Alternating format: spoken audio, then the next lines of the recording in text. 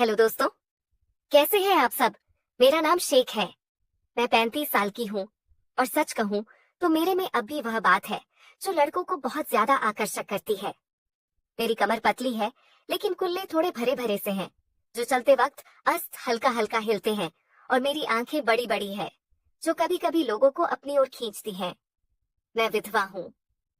मेरा पति 2 साल पहले एक हादसे में चला गया और अब मैं अपने ससुर जी के साथ रहती हूँ। वह मेरे लिए सब कुछ है, पिता जैसे, दोस्त जैसे, और कभी कभी थोड़ा ज्यादा करीब भी लगते हैं।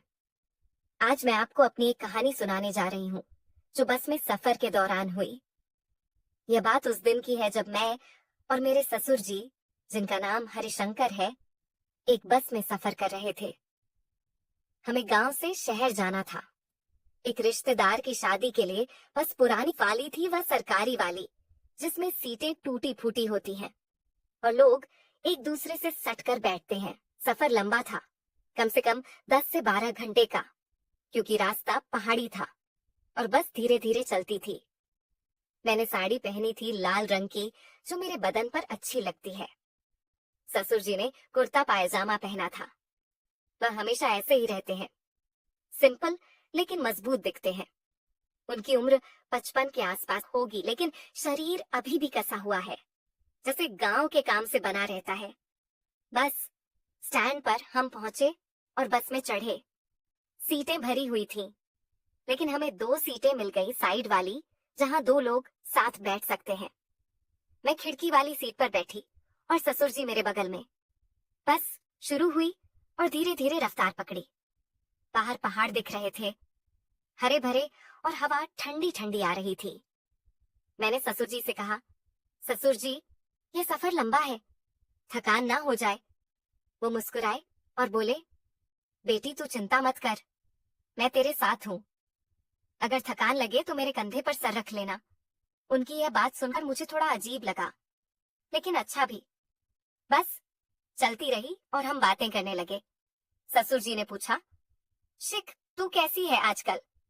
घर में अकेलापन तो नहीं लगता? मैंने कहा, नहीं ससुर जी, आप है ना। लेकिन कभी कभी रातें लंबी लगती हैं, नींद नहीं आती। वो बोले, हाँ मुझे भी, लेकिन हम साथ हैं, एक दूसरे का सहारा है। अगर कभी जरूरत पड़े तो बता देना, मैं सब संभाल लूंगा।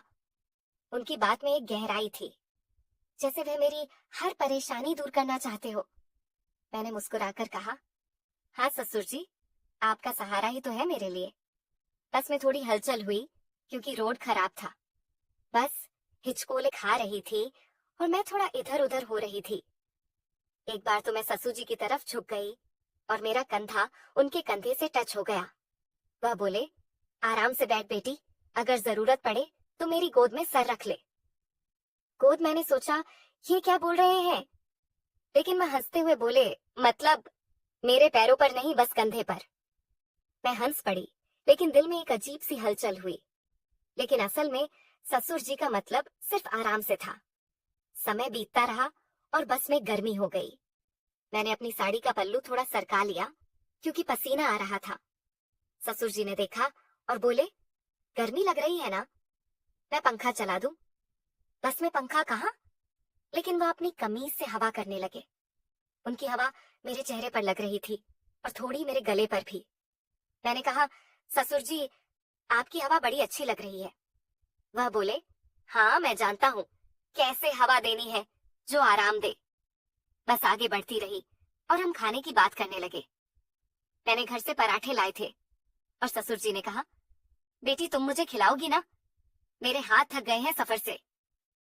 मैंने हंसकर एक पराठा उनके मुंह में डाला और वह चबाते हुए बोले, वाह, तेरे हाथों का स्वाद अलग ही है।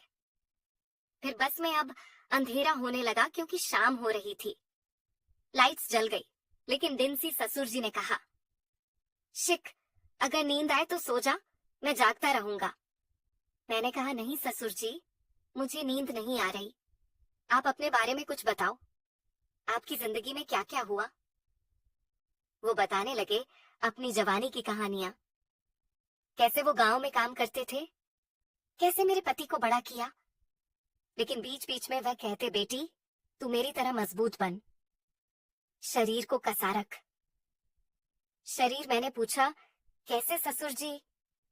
वो बोले, रोज व्यायाम कर जैसे मैं करता हूँ। सुबह उठकर दौड़ना और शाम को थोड़ा वजन उठाना। लेकिन उनकी बात सुनकर लगता था जैसे वह मेरे शरीर की बात कर रहे हो, लेकिन असल में वह सिर्फ हेल्थ की बात कर रहे थे। फिर बस रुक गई एक ढाबे पर, लेकिन हम नहीं उतरे क्योंकि सीट छूट जाती, बस में ही बैठे रहे। वहां से कुछ लोग चढ़े और बस और भरी हो गई। अब एक आदमी खड़ा था हमारे पास, लेकिन ससुर जी ने कहा, बेटी तू खिड़की की तरफ सरक जा, मैं बीच में बैठता हूँ ताकि कोई तेरे करीब न आए। उनकी यह केयर अच्छी लगी, लेकिन थोड़ा क्लोज हो गए हम। मेरी जांघ उनकी जान से छू रही थी क्योंकि सीट छोटी थी।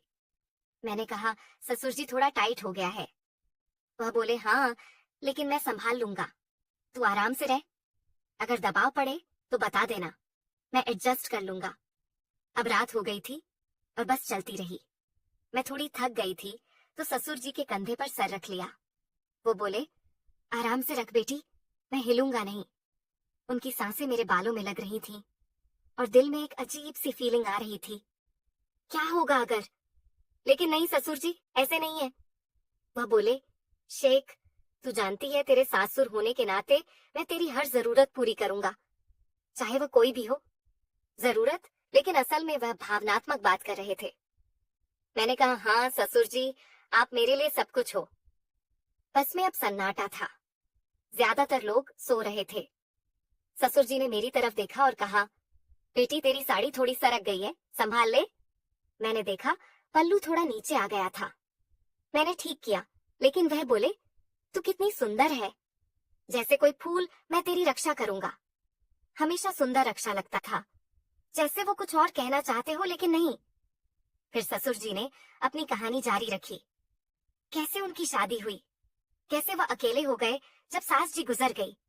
वो बोले, अब तू ही मेरा सहारा है और मैं तेरा, हम एक दूसरे को पूरा करते हैं। लेकिन असल में परिवार की इस दुनिया में हमारा कोई नहीं था। घर में और इस समाज में हम दोनों ही एक दूसरे का सहारा थे, लेकिन अच्छे वाले हम दोनों बाप बाप तरह थे। ससुर जी भी मुझे अपनी बेटी मानते थे और मैं भी ससुर जी को बाप मानती थी। फिर समय बीतता रहा और बस में ठंड लगने लगी। मैंने कहा, ससुर जी ठंड लग रही है। वो बोले, आप मेरे करीब आ जा, मैं गर्मी दूंगा। फिर मैं थोड़ा करीब सरक गई और उनकी बाह मेरे कंधे पर आ गई। वह बोले, ऐसे ही रहे, मैं तेरे शरीर को गर्म रखूंगा। लेकिन असल में वो सिर्फ केयर कर रहे थे, जैसे पिता। हम बातें करते रहे गांव की रिश्तेदारों की। ससुर जी ने कहा, शेख तू कभी सोचती है दोबारा शादी के बारे में? मैंने कहा, नहीं ससुर जी, आप है ना, दोबारा शादी नहीं करूंगी क्योंकि मुझे किसी पर विश्वास नहीं है, आप ही मेरे सब कुछ हो।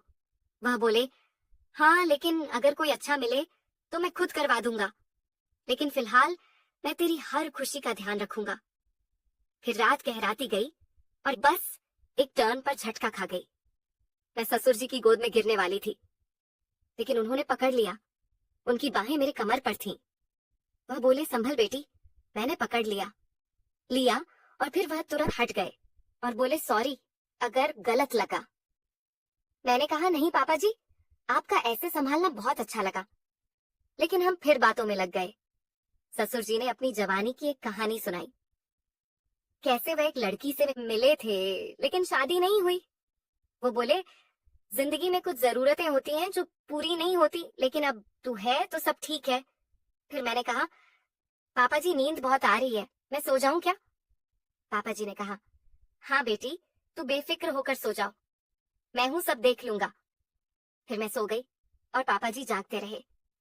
पापा जी की इतनी केयर मुझे बहुत अच्छी लगी। फिर सुबह होने लगी, बस अभी चल रही थी। मैंने ससुर जी से कहा, ससुर जी रात अच्छी कटी। वो बोले, हाँ तेरे साथ समय जल्दी बीतता है, तू मेरे लिए स्पेशल है। फिर हम नाश्ता करने लगे बस में ही। ससुर जी ने कहा, बेटी तू मुझे फिर से खिलाती है। मैंने खिलाया और वह बोले, तेरे हाथों में जादू है जो छूते ही अच्छा लगता है। अब बस शहर के करीब पहुंच रही थी। ससुर जी ने कहा, शिक, यह सफर यादगार रहा। लेकिन एक बात बताऊं? मैंने कहा, हाँ ससुर जी। वह बोले, मैंने हमेशा सोचा है कि तू मेरी बहू नहीं बल्कि मेरी बेटी जैसी है। लेकिन कभी कभी लगता है जैसे हमारा रिश्ता और गहरा है। लेकिन फिर वह बोले, दरअसल मैं तेरे लिए एक रिश्ता देख रहा हूँ, एक अच्छा लड़का जो तेरी देखभाल करेगा। मैं नहीं चाहता कि तू अकेली रहे। मैंने कहा, नहीं पापा जी, आप हो, मुझे किसी की जरूरत नहीं है। आप मेरी सब जरूरतें पूरी कर देना, मुझे किसी की जरूरत नहीं है। इतना कहकर मैंने पापा जी को गले लगा लिया। फिर वह बोले, ठीक है, पहले हमें शादी पर जाने दो, फिर देखते हैं। फिर शहर पहुंचते पहुंचते बस रुक गई और हम उतरकर ऑटो लिया। रिश्तेदार की शादी का घर पास ही था, लेकिन सफर की थकान अभी भी बदन में थी। ससुर जी ने मेरा सामान उठाया और बोले, बेटी तू आराम से चल, मैं सब संभालता हूँ। शाम को शादी है, तैयार हो जाना। मैंने हामी भरी, लेकिन मन में वह बस की रात की यादें घूम रही थीं।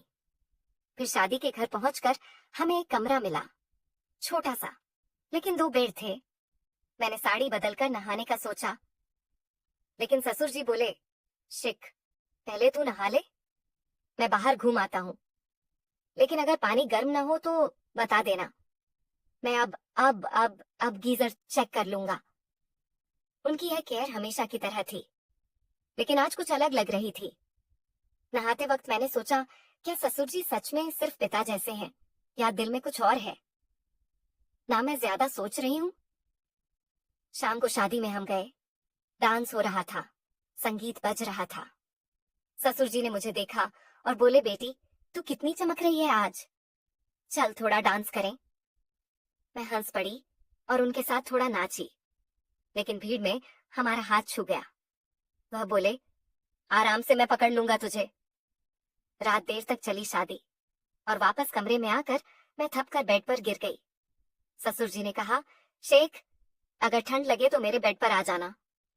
मैंने मुस्कुराकर कहा, ससुर जी आप सो जाओ, कल वापसी का सफर है। लेकिन सोते वक्त उनकी आंखों में एक अजीब सी चमक थी, जैसे कुछ अनकहा हो। फिर हम सब सो गए। लेकिन जब रात के 2 बजे तो ससुर जी उठकर, तो दोस्तों यह कहानी आगे जारी रहेगी। अगले भाग में क्या क्या होगा, यह सब आपको अगले भाग में पता चलेगा। तो बने रहिएगा हमारे चैनल।